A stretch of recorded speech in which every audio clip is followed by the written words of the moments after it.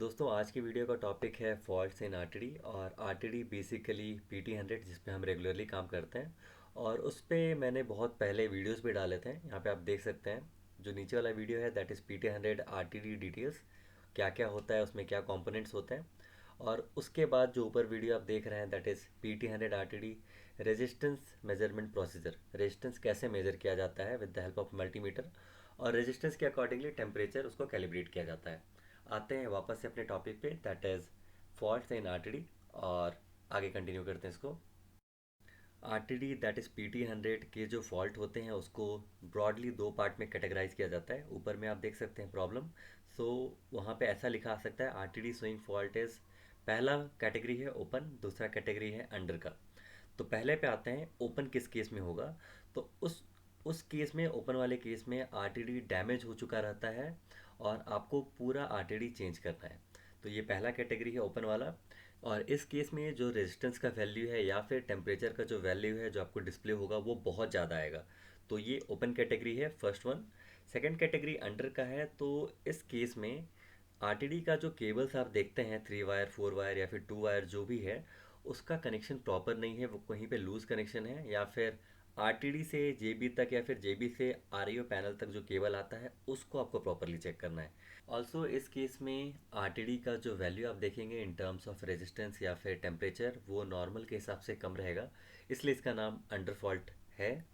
इस तरह से हमने देखा आरटीडी के जो फॉल्ट्स हैं वो दो पार्ट में डिवाइड किए गए हैं, ओपन एंड अंडर। अब दोनों का एग्जाम्पल्स एक एक करके देख लेते हैं। पहले हम लोग आरटीडी के ओपन केस के जो फॉल्ट्स होते हैं उसको देख लेते हैं। पहले प्रॉब्लम में टेम्परेचर किसी भी एक पार्ट का, एक सिस्टम का, उसका टेम्परेचर 300 डिग्री सेल्सियस हमें शो कर रहा था, पर एक्चुअली उसे इन द रेंज होना चाहिए लाइक 65 to 80 डिग्री सेल्सियस। तो बेसिकली जब सिस्टम ऐसा वैल्यू शो करे तो उसे हम लोग कहते हैं गार्बेज वैल्यू। और इसका पॉसिबल कॉज होता है RTD is not working, that is RTD got damage, और उसे रिप्लेस करने से हमारा प्रॉब्लम सॉल्व होगा। सिमिलर एग्जांपल एक और देख लेते हैं। लाइकवाइज एक क्रशर का एग्जांपल है यहाँ पे, प्रॉब्लम नंबर 2। इस केस में बॉटम और टॉप बियरिंग दोनों का टेम्परेचर अराउंड 207 204 ऐसा शो कर रहा था विदाउट वेरिएशन, जो रीडिंग था वो कांस्टेंट था। तो इस केस में भी जब हमने चेक किया तो दोनों आरटीडीज वो दोनों डैमेज हो चुके थे because it's a crushing application. तो उस केस में सिस्टम माल फंक्शन के चलते दोनों बेयरिंग डैमेज हो चुके हैं, जिसके चलते ऐसा गार्बेज वैल्यू आ रहा था। अब आते हैं ओपन केस फॉल्ट्स पे।